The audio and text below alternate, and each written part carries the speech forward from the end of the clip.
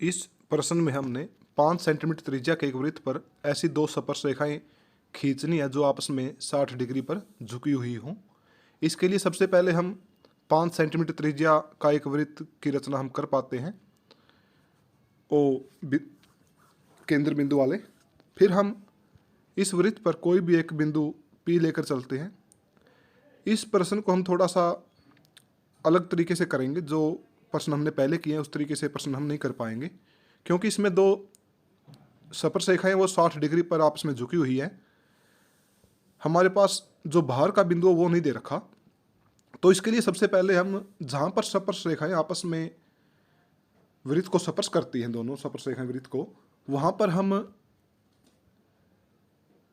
दो बिंदु सबसे पहले लेते हैं। तो हम देखते हैं कि P, O और Q दोनों जो पॉइंट है जहाँ पर स्पर्श रेखा स्पर्श करेगी इस वृत्त को, जो उसका केंद्र के साथ एंगल है वो 120 डिग्री का बनेगा, क्योंकि दोनों स्पर्श रेखाएं आपस में 60 डिग्री पर है तो सामने का कोण 120 और 60 180 बनते हैं। तो हमने केंद्र पर 120 डिग्री का कोण बना लिया है। दो चाप लगाकर, एक चाप हमने 60 डिग्री की लगाई थी, दूसरी चाप हमने 120 डिग्री की लगाई है। ये आप देख सकते हैं हमारा केंद्र के ऊपर दोनों बिंदुओं से 120 डिग्री का कोण बन चुका है। हम अब बिंदु P पर 90 डिग्री का कोण बनाएंगे। 90 डिग्री का एंगल आपको बनाना आता है। ये एंगल हम क्यों बना रहे हैं? क्योंकि कोई भी स्पर्श रेखा जिस बिंदु पर स्पर्श करती है उस बिंदु पर और त्रिज्या के साथ 90 डिग्री का कोण बनाती है। आपने 10वां चैप्टर जो पढ़ोगे उसमें भी ये बात आएगी। आप देखोगे कि स्पर्श रेखा जिस बिंदु पर स्पर्श करती है उस बिंदु पर स्पर्श रेखा और त्रिज्या के बीच का कोण है जो वो 90 डिग्री का होता है। इसलिए हमने बिंदु P पर 90 डिग्री का कोण बनाते हैं हम। ये कोण आपको बनाना आता है, बड़ी आसानी से आप बना सकते हो। 120 90 का एंगल है जो 60 का और 120 का आधा होता है। हम 60 को और 120 को आधा कर रहे हैं।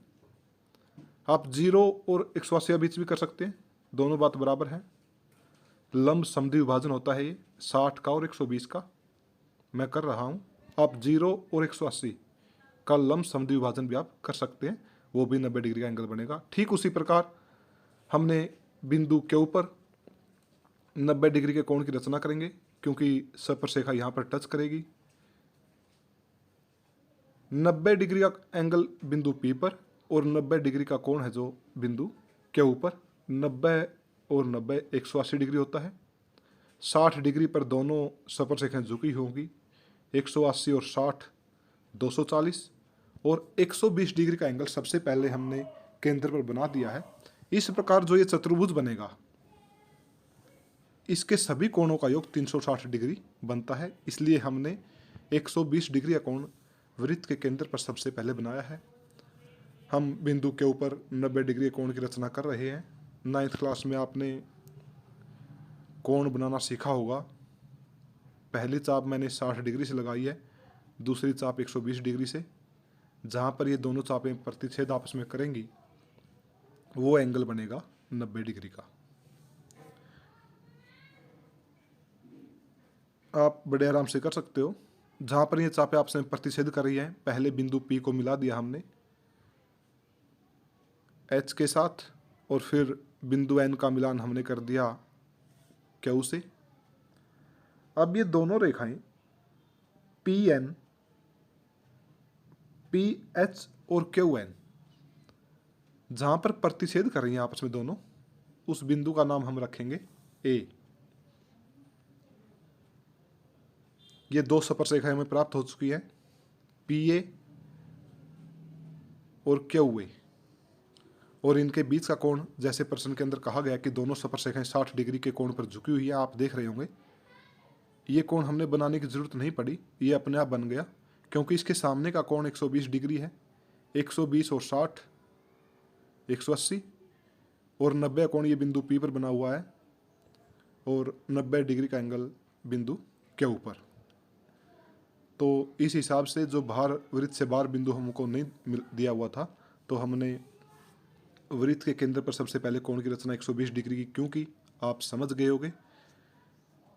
बाहर वाला बिंदु नहीं दिया गया है, वो बिंदु हमें बाद में प्राप्त हुआ है। 120 डिग्री का कोण आप केंद्र ओ पर बनाएंगे, उसके बाद 90 डिग्री का दोनों पी और क्यू पर, तो 60 डिग्री का कोण हमें बिंदु ए पर प्राप्त हो चुका है। इस प्रकार 2 अभिष्ट स्पर्शरेखाएं हमें प्राप्त हो चुकी हैं। Thank you.